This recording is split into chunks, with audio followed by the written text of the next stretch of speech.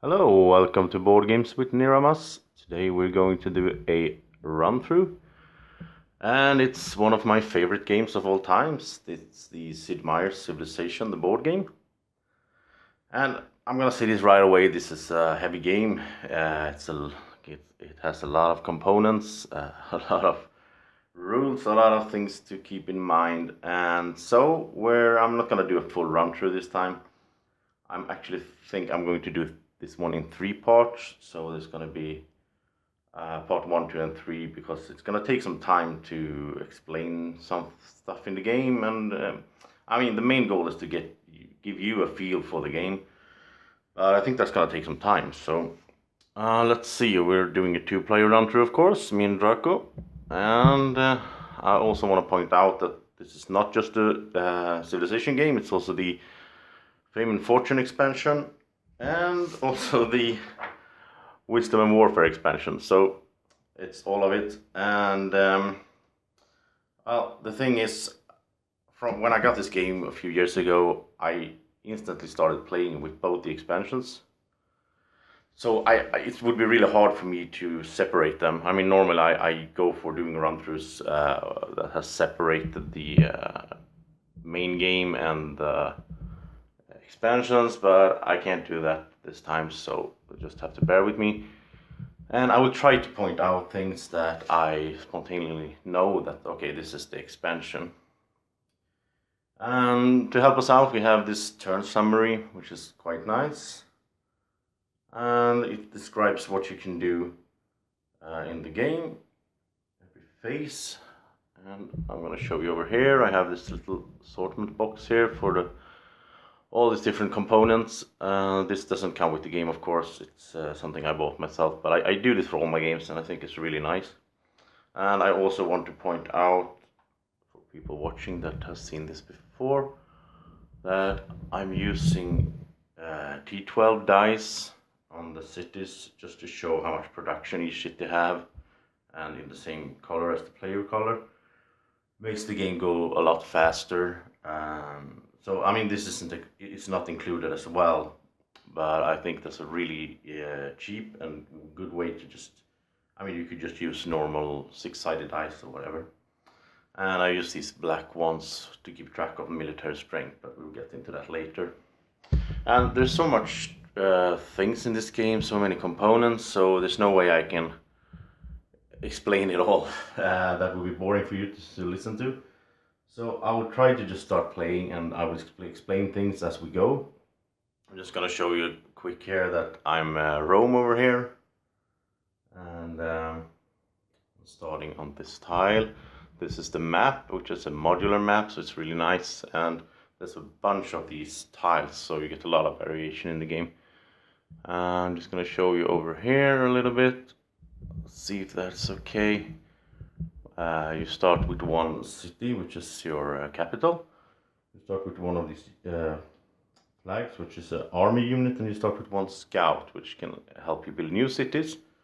And of course, also support you in the way that it can send you goods back to your city. And I think a lot of you know that Civilization is a very known, popular computer game, and it was just Civilization 6 was just released. I haven't played it yet, actually. I haven't gotten the time, but I just want to point that out, and for you who watch this who might be playing the computer game, I can really recommend you to have a look at the board game as well, because it really simulates the computer game well. But enough of that. Let's look over at Drako. He starts the Chinese, and as the Chinese, he's starting with walls in his capital, so he has a bit more strength here actually than I have defensively. And this is an expansion thing here where we have what's it called? I keep forgetting. Policies, it's called. You have different policies, and they are sort of, if you want to go for natural religion, then you can't go for organized religion, so you have to choose one. And Draco is starting with natural religion, which means he gets to move one extra space with his army figures, unless they are part of a group, which means if they are alone, they move further. And as you can see, most of the board is covered, so these will be flipped when we discover them. And that's one of the things I really like about this game. There isn't that many. I mean, this is for 2-player setup. If you would be 3 or 4 or 5 players, you have a bigger map. But still, I like this exploration part of the game in the beginning. And once it's explored, then you go over to different kinds of focus. Because there's 3 ways to win this game. You can win by military, if you manage to get your little army guys, and together with some units, which we started with 3 each. You have this horseman, an archer, infantry. You can also get flight as in the end game, airplanes and bombers and stuff. But if you manage to take out the one of the opponent's capital, then you will win by military. So let's say in a 4-player game, you only need to go for one guy, take his capital out. But of course, then the other players are gonna see that you're going for that, so they will help him out so that you don't win. And also you can win by culture. This is the culture track right here. And we will move on this track. And I actually forgot to put these little pieces out. I'll just do that quick while I'm talking. And you can get a culture in a few different ways. The main way is to devote one of your cities, or several of them, to the arch, which basically means that instead of building something, or buying a unit, instead of training someone to go to war, and instead of building a harbor, for example, then instead you are devoting the city to the arch for 1 year or so. And that means that you will get culture, and the culture you can spend, because you have to have the culture as a currency to spend on this track here. So this is the first age, then we go to the second and the third age, and if you get here, you instantly win. In the first age, it will cost you 3 culture to move on the track here, as we can see here. This is the culture symbol. I don't know if you can see it. And then you will pay 3 trade here, and then you will pay 6 trade over there. And I'm into a lot of explaining now, but I guess I have to. You have this track here, which is really nice. You can move around. This one, the inner one, is for how much gold you have, and the other one is for how much trade you have, and you will get trade each round. And then you can use that trade to research technologies, which you have up here, different layers. And you always start out with one technology. So Drako here, with the Chinese, he has writing to start off. So let's get to the game. Enough of the explaining. Let's just start playing. And I'm the first player. I have the first play marker. So the first thing I would do is something in the first phase. The first phase is the start of turn, it's called. And in the start of turn, things happen that are related to, like, my policy here, pacifism, has this start of turn. So if it says somewhere start of turn, then it happens now. Okay, so I will start off at start of turn. I will give 1 culture plus 1 culture if I have a scout on the map, which I have. So in total I will get 2 culture.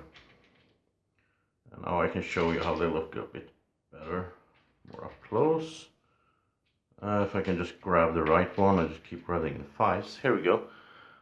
This is the culture.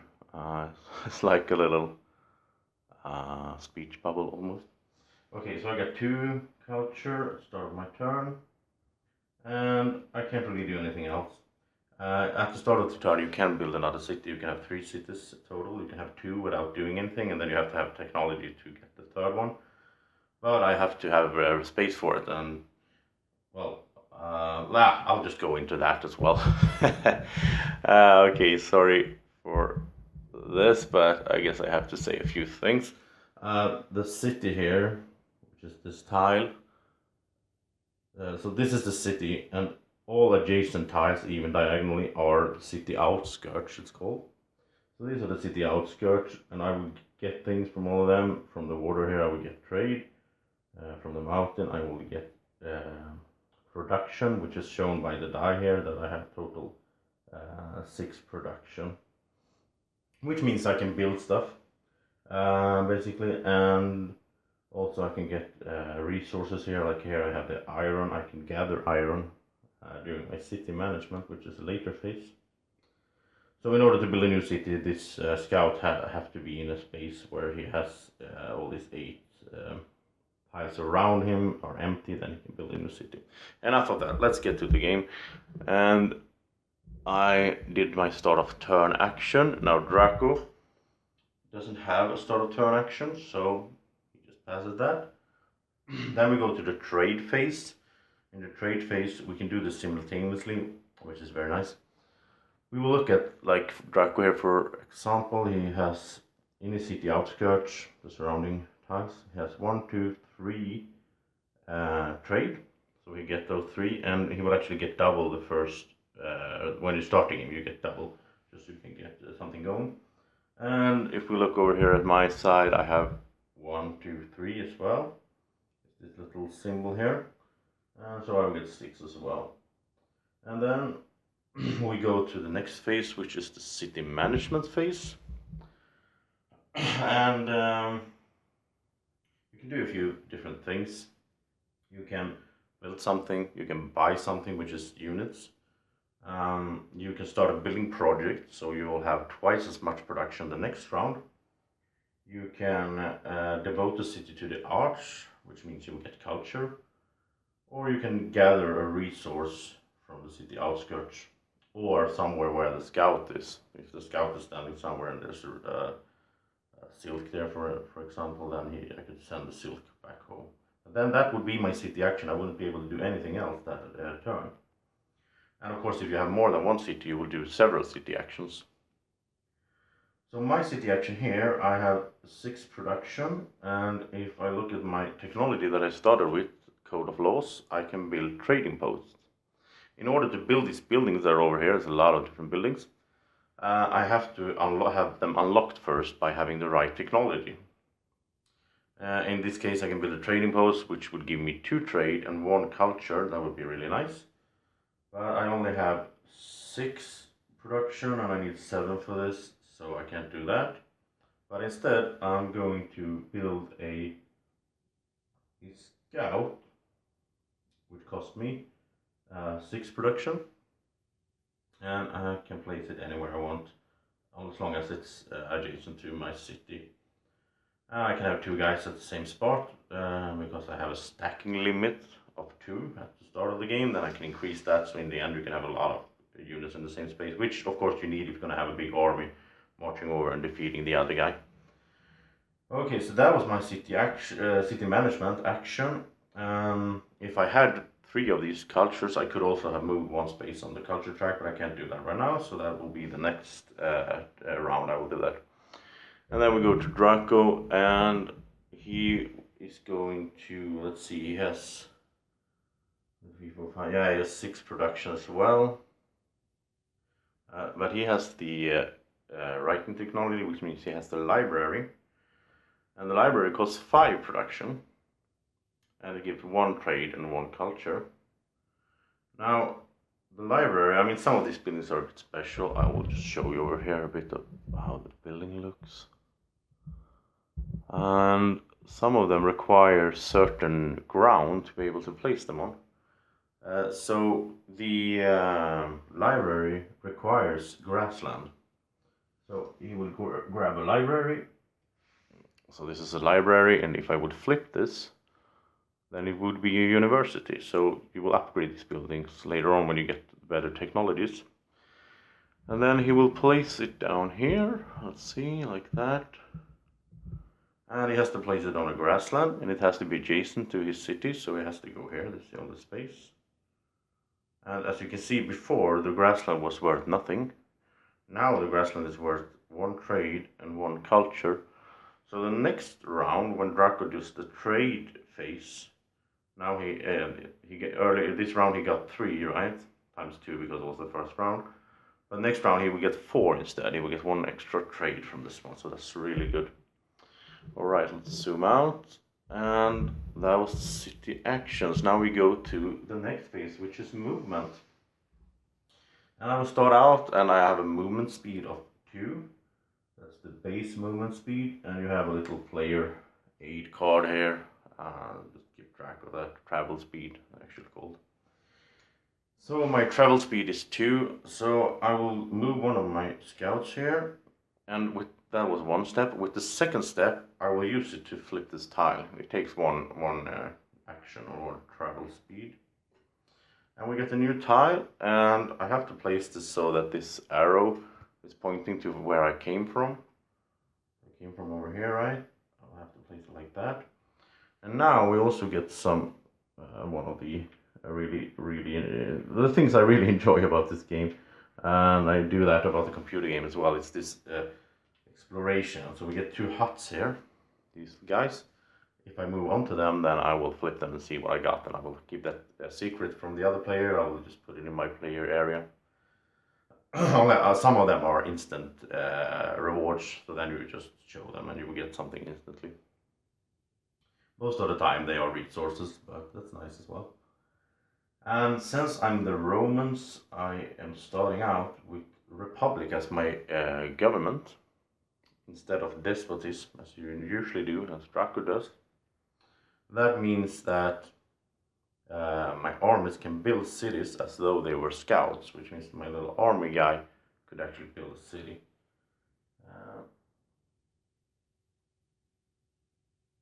Alright, and because I have the policy of pacifism, my scouts can explore huts. The green ones here. Normally they can't do that. You have to have the army normally, but they can do it. But they can't go into villages. Villages are going to show up later on, I guess. And there you have barbarians living, just like in a computer game. So you have to fight them to get the reward. The huts, you just go in and say hello and you get the reward. Okay, so that was one of my scouts. Now every unit has the travel speed. So this scout also has 2 in travel speed. So he will go, and you can't go diagonally, by the way. So he will go 1, 2. And now he's in the mountain here, which has 1 production hammer. So that means the next round I will increase my production, because I can send this home. I usually don't indicate that on the dice though, because I keep forgetting to redo it. So I just you know, I can just send 1. And if I had 2 cities, then he could just send it to one of them. I had to choose every time. And now my army figure will move 2 spaces, 1, 2, so he'll move into the hut and he will explore it. And let's see, okay, we got some wheat. So I will put it hidden. Normally now it's just, you know, Drako isn't really paying attention, I think, so I'll just keep it open here, easier. And so that was my movement. Now it's time for Drako's movement, and he will do some exploration as well. He will take his scout here and will explore this one, so that's one of his moves. And let's see, okay, here we have an expansion item, or expansion ingredient, which is the 7, no, sorry, it's not that one. I need to get the right name here. Attila's Village is this one. And so it comes here. And these are just in the expansion that you get this. Normally in the base game you just get these huts and villages. Okay, so we got the Attila's Village, and what happens is, if Drako goes there with an army figure, or if someone goes there, I can try to get it before him. Then I would remove the tile, and I would build 2 unlocked units for free, which is these unit cards like cavalry and so on. Okay, so that was nice. Then he has one more move with his scout, but he can't go here because he can't go into water, and he cannot end his turn in water. You have to have technology for that, which first you get navigation, which means you can move through water. Then you get sailing, which means you can stop in water. I know it sounds really complicated, but once you sit down and play it a few times, it gets really, you know, especially if you play the computer game or if you play similar games like civilization building games, it's not that hard to get into. Okay, so the second action of his scout is going to be to explore this time, because it's adjacent to that one as well. Let's see, we got a village. So we got a village here, we draw random, and we got a hut over here. So the village here can only be accessed by the army figure. And if Drako goes there, then he will have to fight the barbarians, which would be me. I would play the barbarians, and we would fight against each other with these cards. And you can turn them around. So right now we have level 1, which means he has a horseman, an archer, and a spearman. And then we just take turns, like it's like rock, scissors, paper. You put one out, and I put one out, and we will fight each other. They have health, and they have this sort of countering system or trump, which means sort of the spearmen will trump the cavalry, because it's like in Braveheart, he put the spears down in the ground and stand the ground. So he would do the damage first, which means the horseman would perhaps die before the horseman has any chance to do his damage. So it's sort of a rock, paper, scissors, classical fighting mechanism. Works really well. But we get into that later. I think we're going to have a fight here sooner or later. Alright, so now he can move his army figure, and he has travel speed of 2, of course. So he will go 1, 2, and he just set himself up to be able to take the hut the next turn. Sorry for that. So there's a lot of planning going into how you move, where you position your units, because then the next turn, right now I was the first player. The next round, Drako is going to be the first player, so he will be the first to move in the movement phase, which means he has to account for, when we start getting close to each other, he has to think about, well, I have to think about it as well, who is going to move first? Can they attack me? Can they grab my scouts? Because the scouts have no defense, they just lose if you move into with an army figure on top of them. Okay, so let's see, then we will go to the next phase, which is research. And I will take a look at our player boards again, like the Chinese Drako here.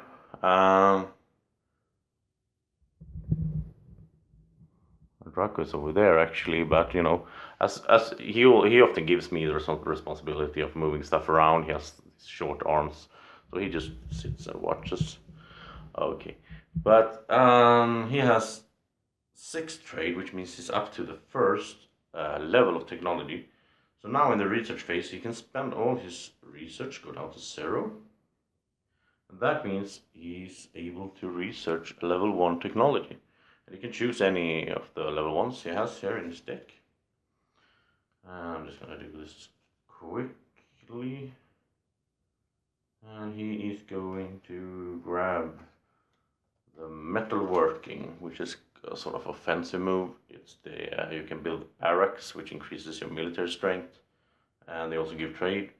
And in the battle, he can also spend 1 iron to add 3 to the strength of an attack when he plays a unit. And he will keep the secret, so he will keep it like this. I will decide that we will reveal at the same time, so we can't adjust to what the other guy is doing. I'll just keep that open for now. Okay, so over at me, I have the same situation here. I can research a level 1 technology. I will grab the level 1, and I will go for a more classic approach. As you can imagine, there's people that are really good at this game. I played it a lot. I played it, 30 times or something. But there's people played it hundreds of times. All the stuff, all the tactics, all the moves. It's sort of like chess almost. They have standard moves and so on. I just play it for fun. So, but I think this is one of the really standard ones. You get and this is an expansion thing as well.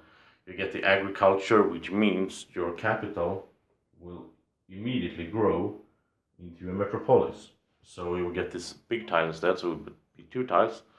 And that might not seem that good, but the thing is, because I grew this, that means that my city outskirts has now expanded, right? So now my city outskirts, let's get this one so you can see something, is now, instead of 8 tiles, it's now these 10 tiles. So all of this is my city outskirts. And that means I will get 1, 2, 3, 4, 5, 6, 7, 8, 9 production. Quite a jump.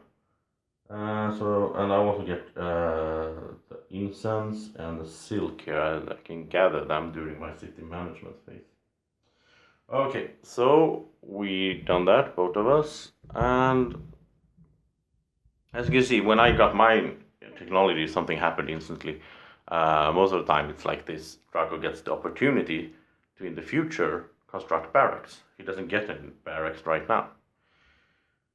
And let's see, back to the order here, then the research phase is done, and then we would move to a new round, and I'm going to take a little pause there, and I'll be back, and then you can see the second round, and hopefully we'll get some wars and some other stuff happening, so you can see a bit of it. And I hope, I mean, I understand that it's quite confusing in the beginning if you watch this and you haven't played the game, but I hope you get some sort of idea of how it runs and how it works, and it looks more complicated than it actually is, I would say. Okay, well, I'll see you in a bit, and you can also click the link right here to just go straight to the second part. So thank you for watching this one.